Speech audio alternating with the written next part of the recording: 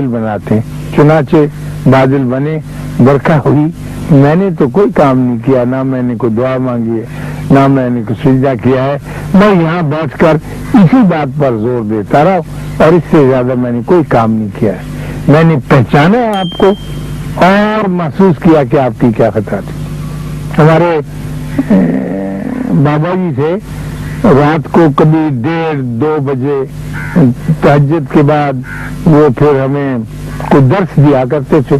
वो बड़ा खामोश लम्हा होता है और चंद एक आदमी होते थे और फिर उसके बाद फजर की नमाज आ जाती थी और फिर रोशनी, यानी हम सलाम फेरने से पहले रोशनी आने लगती। तो एक रोज फजर की नमाज से पहले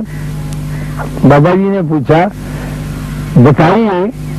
अंधेरा रोशनी में कब तब्दील होता है और उजाला कब होता है? तो हमारे डॉक्टर साहब थे और हमसे बड़े थे और बड़े ज़हीन आदमी थे। उन्होंने कहा कि सरकार, जब आदमी को दूर से ये नजर आने लगे कि ये कौन सा जानवर है तो उजाला हो रहा होता है। मसलन कुत्ते को पहचाने के ये कुत्ता है, बकरी को पहचाने की ये बकरी है, तो फिर उसके बाद उजाला ढूंढना होता है। एक और साहब थे, उन्हें हम सेक्रेटरी साहब कहते थे। सेक्रेटरी साहब ने कहा कि जब दरख्त अच्छी तरह से नजर आने लगे और आदमी की निगाहें ये भांप जाएं कि ये दरख्त सरस का है और ये दरख्त शहतूत का है, तो फिर रोशनी जो है वो करीब तर आ जाती है और उसके बाद सारे आलम में रोशनी फैल जाती है। तो उन्होंने कहा नहीं, ये बात भी नहीं है। तो हम बड़े हैरान हुए कि इसमें ये ऐसी कौन सी बात है जो हमने बड़ी वजाहत के साथ बयान कर दी। तो आपने फरमाया कि जब आप एक शख्स को देखकर यकीन के साथ ये कहने लगे कि ये मेरी हमशीरा है, ये मेरा भाई है, जब इंसानों के चेहरे आप पहचानने लगे और आपको उनकी पूरी शनाख्त हो जाए तो उसके बाद उजाला होता है। जानवर को या नबातात को जानने से उजाला नहीं होता। तो उनके अंदर भी ये बात थी कि आदमी आदमी का दारू है, यही जब आदमी के करीब आएगा तो फिर ही कुछ हासिल होगा, जब ये दूर जाएगा तो फिर कुछ हासिल नहीं होगा। आजकल आप बड़ा जिक्र करते हैं इस जंग के बाद कि जनाब डेजी कटर ने ऐसा काम किया कि पत्थरों को रेत में तब्दील कर दिया और हजारों इंसानों को तय कर दिया। क्या कमाल इंसान का जनाब, इसने कितनी बड़ी तरक्की की है, कैसे साइंस की तरफ बढ़ा है। और डेजी कटर का जिक्र करते हुए मैं कई लोगों के चेहरे पर अजीब तरह की फतेहमंदी के आसार देखता हूँ और वो सिर्फ लफ्ज माशाअल्लाह ही साथ नहीं कहते, वरना बड़ी खुशी के साथ इसका इजहार करते हैं। लेकिन ये रोशन मुस्तकबिल की दलील हरगिज नहीं है, क्योंकि जब तक इंसान के करीब नहीं आएगा और उसके दुखों का दारू नहीं करेगा। हमारे एक जिल्द साज थे और बहुत अच्छी जिल्दें बांधा करते थे और हम जरा इल्म दोस्त, ये हमारी नौजवानी के जमाने का जिक्र है, हम इल्म दोस्त लोग उनसे अपने मखसूस कागजों के मुट्ठे ले जाकर, बहुत आला दर्जे की, नवाज मोहम्मद उसका नाम था, तो हमारा एक दोस्त जब एमए में पढ़ते थे तो नशे का आदी हो गया और वो नशा करने लगा और हम चूंकि समझदार पढ़े लिखे सियाने दोस्त थे, हम उसको नफरीन करने लगे कि ये कितनी बुरी आदत है, तुम्हें ये छोड़नी चाहिए, वरना हम तुम्हारा साथ नहीं दे सकेंगे। जब लोग देखते हैं तो परेशान होते हैं कि अच्छा भला आदमी था, बीए इसने पास किया है, ये किस लानत में गिरफ्तार हो गया कि नशई हो गया। वो बेचारा एक तो एक लानत में गिरफ्तार था, दूसरा हमारी झिड़कियां सहसा सा हर रोज, वो हमसे किनारा कशी करने लगा और हम अपनी जगह पे सच्चे थे कि एक बुरी बात है, उसकी सरजनिश करनी चाहिए, उसको रोकना चाहिए, उसको एतराज करना चाहिए इन सारी चीजों से जो अपनी जिंदगी में दाखिल करे। तो मोहम्मद नवाज जिल्द साज, जो बड़ा खूबसूरत सा आदमी था, मुस्कुराता रहता था, اقتصادی طور پر ہمارے دائرے کے اندر نہیں تھا، اس کے پاس کچھ زیادہ پیسے نہیں تھے، لیکن بہت خوشگوار آدمی تھا۔ اس نے ایک دن اس آدمی کا ہاتھ تھام کر کہا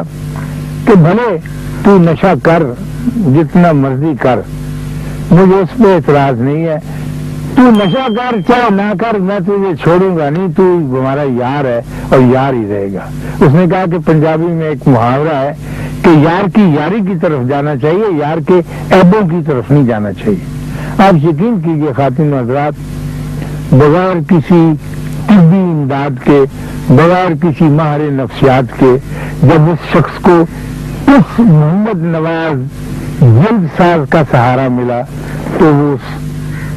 بری گندی لعین عادت سے باہر نکل آیا اور صحت مند ہونا شروع ہو گیا۔ تو انسان کتنا سہارا انسان کو دے سکتا ہے، کتنی تیاری اس کی ہوتی ہے، کیا چاہتا ہے کہ وہ پرسنل طریقے پر اس کا ساتھ دے، یا ایسے ادارے بناتا رہے جہاں وہ تو اس کو نہ مل سکے لیکن اس کی مدد کرنے کے لیے اور آدمی موجود۔ ہمارے پرانے زمانے میں اس بات کی بڑی تلقین کی جاتی تھی، اب نہیں ہے، کہ آپ مخلوق خدا کا ساتھ دیں، کیونکہ جب تک ان کا ساتھ نہیں دیں گے ان کی طرف سے آنے والی طاقت جو ہے آپ تک نہیں پہنچ سکے گی۔ آپ ہی نے مجھے یاد ہے ایک دفعہ یہ واقعہ سنایا تھا، اور اب مجھے بات کرتے ہی یاد آ گیا، آپ ہی سے سنا تھا ٹی وی کے کسی پروگرام میں کہ ایک والد تھے، وہ اپنا اخبار دیکھ رہے تھے، تو اس اخبار کے اندر ایک نقشہ تھا دنیا کا فل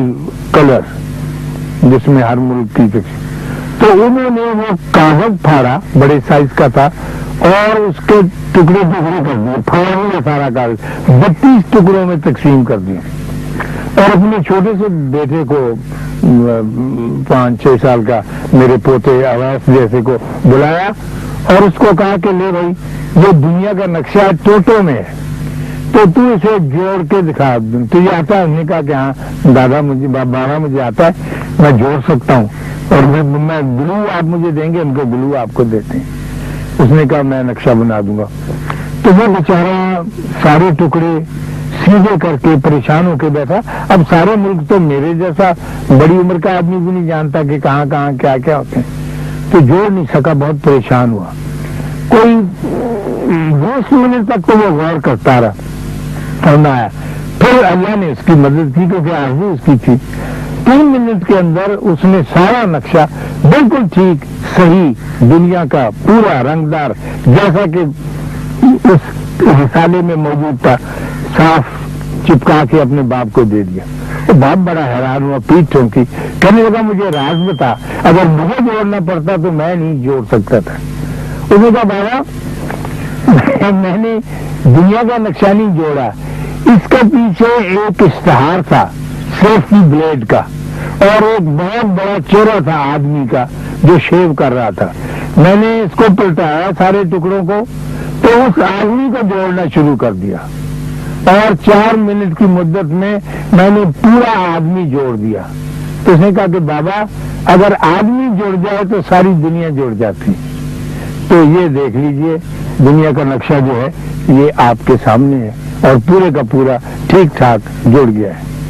تو میں یہ درخواست اپنی ذات سے بھی کرتا ہوں کہ کاش جانے سے پہلے کچھ ایسی صورت پیدا ہو کہ ارد گرد بسنے والے آدمی، ارد گرد رہنے والے انسان، اپنے عزیز و اقارب، ان کے علاوہ ان کے ساتھ بھی کوئی ایسا رشتہ محبت کا جگانگت کا پیدا ہو کہ وہ بالکل اچھے لگنے لگیں، اتنے اچھے جتنی اپنی ذات اچھی لگتی ہے، لیکن ایسے ہوتا نہیں ہے۔ ہم رفائی ادارے بنانے کو تیار ہیں، بہت اچھے سے بنائے ماشاءاللہ، اور بڑے قابل داد بنائے ہیں، ہر قسم کا سسٹم ایجاد کیا۔ آپ نے سنا ہوگا اکثر ہم سسٹم کی بات کرتے ہیں، انسان کی بات نہیں کرتے، تو سسٹم بڑے اچھے تیار ہوں گے۔ یہ میرے گورنمنٹ کالج کے پیچھے، لاہور کے گورنمنٹ کالج کے پیچھے ایک چندر محلہ ہے، تو وہاں سے میں اسٹیشنری کی چیزیں ملتی، وہاں کاپیاں لفافے یہ وہ میں کبھی خریدنے جاتا ہوں، تھوک کے واپس سستے مل جاتے ہیں۔ تو چند مہینے پہلے رمضان شریف سے پہلے میں وہاں گیا، تو ایک بوڑھا آدمی بیٹھا ہوا 80-85 سال کا،